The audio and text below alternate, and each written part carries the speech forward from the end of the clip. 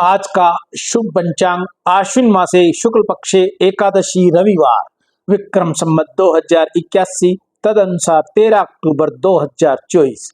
आज दशमी प्रातः लगभग 9 बजे तक की है, तत्पश्चात एकादशी। आज का विशेष दिन भद्रा पंचक माधवाचार्य जयंती पापा कुशा एकादशी व्रत समार्थ रवि योग विद्या प्रारंभ का दिन। सूर्य राशि कन्या, चंद्र राशि मकर, दिशा शूल पश्चिम, अग्निवास पृथ्वी, तत्पश्चात आकाश, नक्षत्र धनिष्ठा, ब्रह्म मुहूर्त 4:53 से 5:43 राहु काल का समय सायं 4:30 बजे से लेकर 6 बजे तक रहेगा। अभिजीत मुहूर्त लगभग 12 बजे से लेकर 12:50। भद्रा का समय सायं 8 बजे से लेकर अगले दिन सुबह 6:34 तक रहेगा। कल भद्रा पंचक गौण पापा कुशा एकादशी व्रत वैष्णव, 15 अक्टूबर को प्रदोष व्रत, 18 अक्टूबर को कोजागर पूजा, शरद पूर्णिमा। कोजागर पूजा माँ लक्ष्मी की पूजा के लिए मनाया जाने वाला त्योहार है। ये त्योहार आश्विन महीने की पूर्णिमा को मनाया जाता है। इसे कोजागरी पूर्णिमा या शरद पूर्णिमा भी कहा जाता है। 17 सितंबर को वाल्मीकि जयंती, मीरा जयंती, तुला संक्रांति, आश्विन पूर्णिमा, अन्नदान। 18 अक्टूबर को इष्टि। बोलिए गंगा मैया की जय। सियावर राम जय जय राम, मेरे प्रभु राम जय जय राम। जय श्री राम। मैं ईशु हरवानी हनुमानगढ़ टाउन राजस्थान से रोज आपको गंगा दर्शन लाइव दिखाता हूँ, वह पंचांग सुनाता हूँ। तत्पश्चात मैं आपको तत्वार्थ रामायण की कथा का कुछ अंश सुनाता हूँ। आज की कथा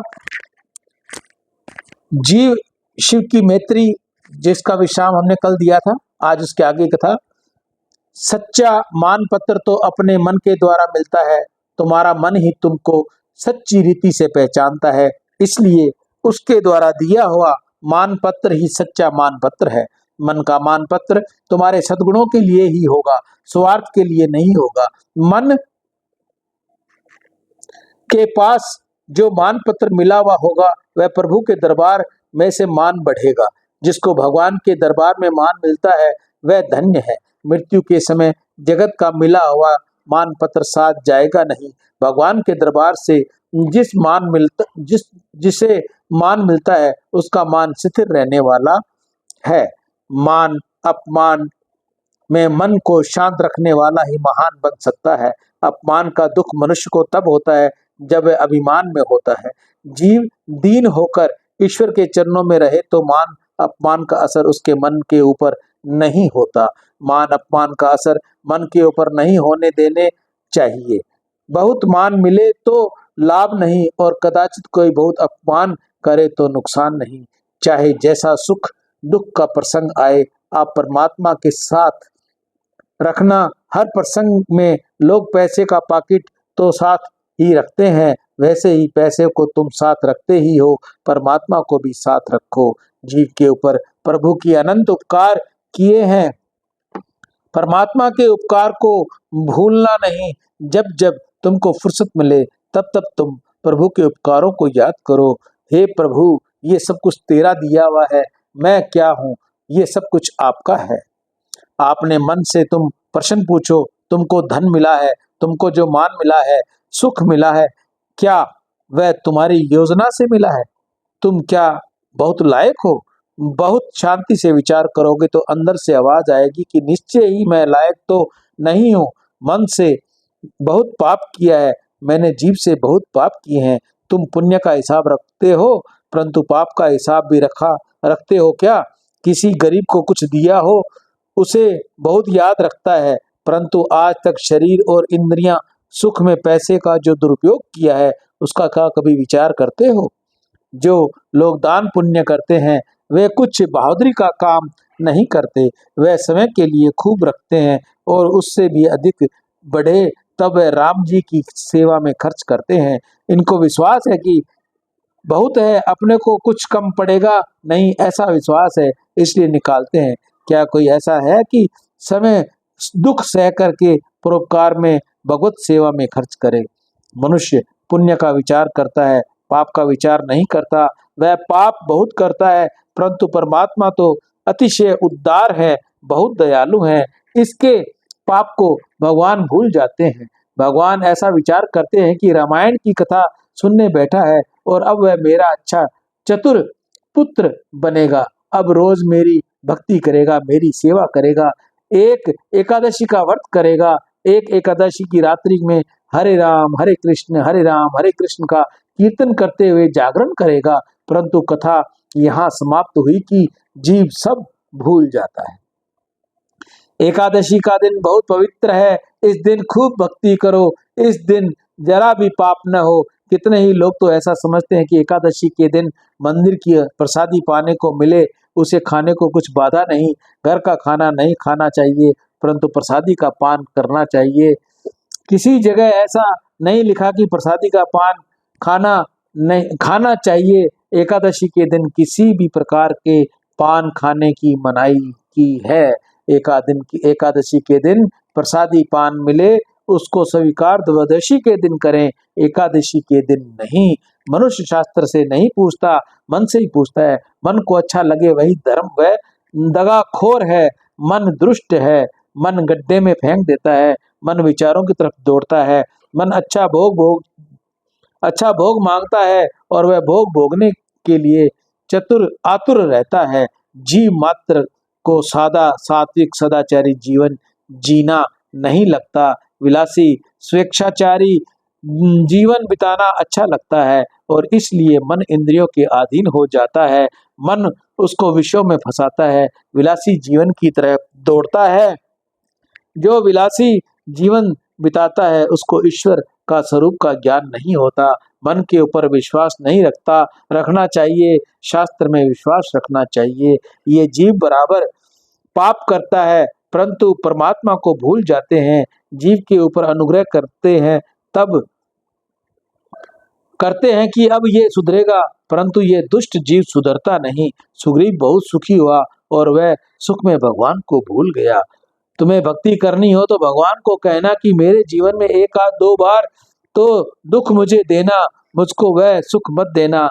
भगवान में कथा आती है कि कुंती ने परमात्मा से दुख मांगा था, हे नाथ आपको पग पग पर मैं विपत्तियां आती रहें ऐसी मैं तुमसे मांगती हूँ, कारण कि विपत्ति में ही तुम्हारा स्मरण होता है, स्मरण से तुम्हारे दर्शन होते हैं और तुम्हारे दर्शन हो तो जन्म मृत्यु के चक्कर में आना नहीं पड़ता। ये जीव सब प्रकार से सुखी हो ये ठीक नहीं, एकाध दुख तो मनुष्य के जीवन में होना ही चाहिए। अगर दुख आएंगे तो परमात्मा को याद करेंगे, अन्यथा हम परमात्मा को याद नहीं करते।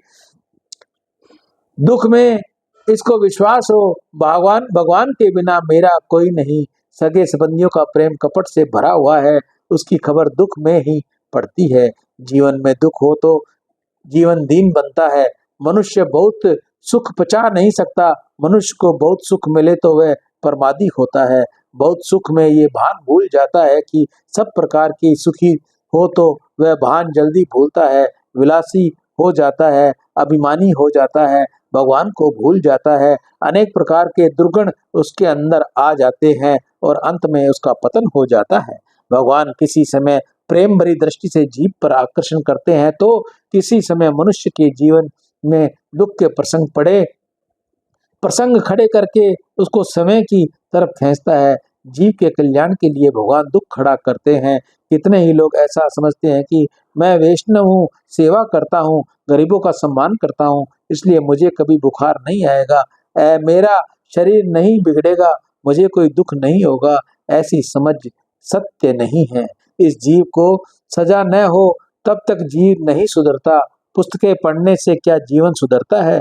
आजकल ज्ञान तो बहुत बढ़ गया है, हाई स्कूल में और कॉलेजों में खूब पढ़ाई होती है, परंतु जीवन सुधरा हो ऐसा दिखाई नहीं देता। साधारण मनुष्य ज्ञान से नहीं सुधर पाता, इस प्रकार मार पड़ती है तभी सुधर पाता है। अनेक बार ऐसा होता है कि अति दुख में शांति से बैठकर परमात्मा का स्मरण करे तब इसकी बुद्धि में ये ज्ञान सफूर्ण होता है, जो अनेक ग्रंथों में पढ़ने पर इसे नहीं मिलता। दुख में चतुरता आती है, साधारण मनुष्य को बहुत सुख में चतुरता आती ही नहीं, परंतु सुख मिले यह ठीक नहीं। कितने लोग ऐसे अपेक्षा रखते हैं कि भगवान बहुत अनुकूलता करे तो बाद में भगवान की भक्ति करूं।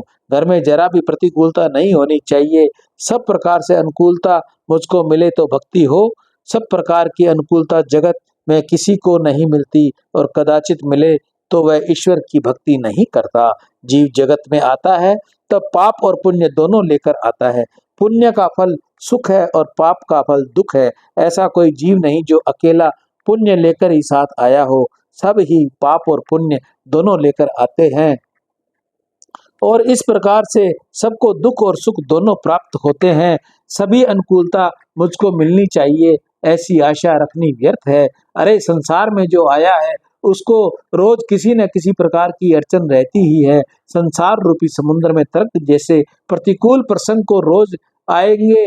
किसी को समुद्र में स्नान करने की इच्छा हो और वह ऐसा विचार करे कि तरंग शांत होने के बाद मैं स्नान करूंगा, तो ऐसा होना अशक्य है। समुद्र किसी दिन शांत होता नहीं। समुद्र में स्नान करना हो तो तरंगों का दुख सहन करना ही पड़ता है। इस संसार में समुद्र भी अड़चने रूपी तरंगे आती हैं।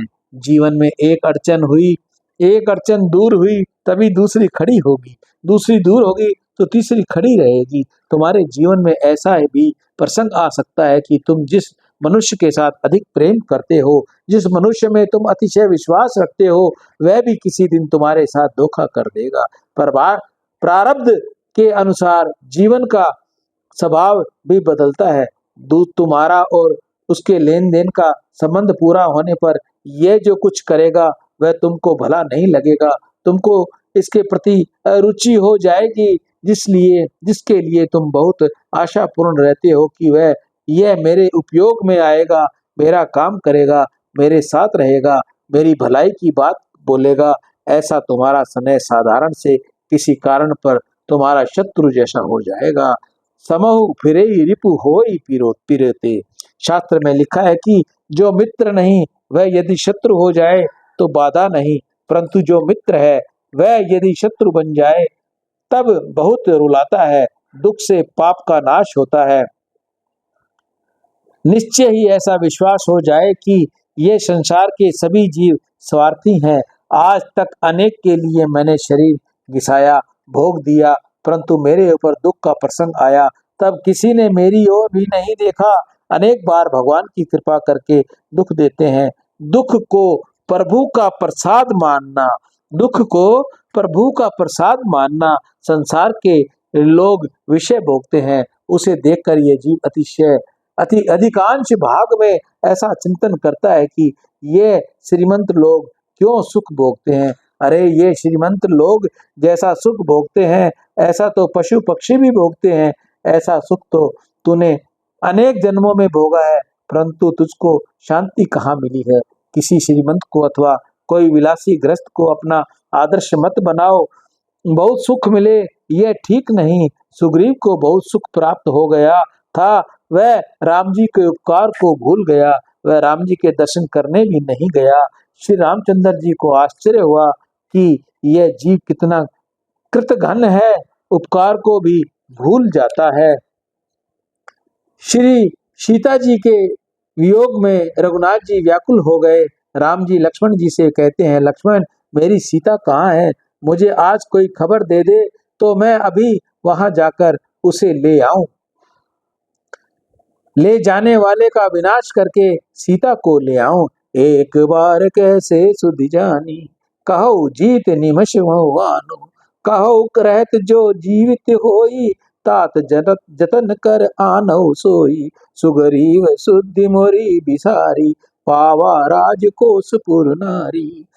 सियावर राम जय जय राम मेरे प्रभु राम। आज की कथा का हम यहीं विश्राम करेंगे। जीव शिव की मैत्री की कथा का हम थोड़ा सा विस्तार कल करेंगे। उसके बाद में हमारी कल की कथा रहेगी सीता जी की खोज में। सीता जी की खोज में हम आपको कल कथा सुनाएंगे। सियावर राम जय जय राम मेरे प्रभु राम। मैं ईशु हरवानी हनुमानगढ़ टाउन राजस्थान से आपको एक सूचना दूंगा। कल हमारे छोटे छोटे बच्चों ने, हमारे पोते पोतियों ने, अड़ोसी पड़ोसियों के छोटे छोटे बच्चों ने रावण का दहन किया था। रावण का पुतला अपने हाथ से बनाया था, जिसका वीडियो हमने कल अपने चैनल पर डाला था। GDI Ganga Darshan Ishu GDI channel पर हमने डाला है। जिस माता बहन को छोटे छोटे बच्चों का उत्साह देखना हो और साथ में हनुमान चालीसा सुननी हो तो मेरे उस चैनल पर गंगा दर्शन इशू GDI को सब्सक्राइब करें तथा दशहरे का कल का वीडियो जरूर देखें। इशू हरवानी, हनुमानगढ़ टाउन, राजस्थान। राम।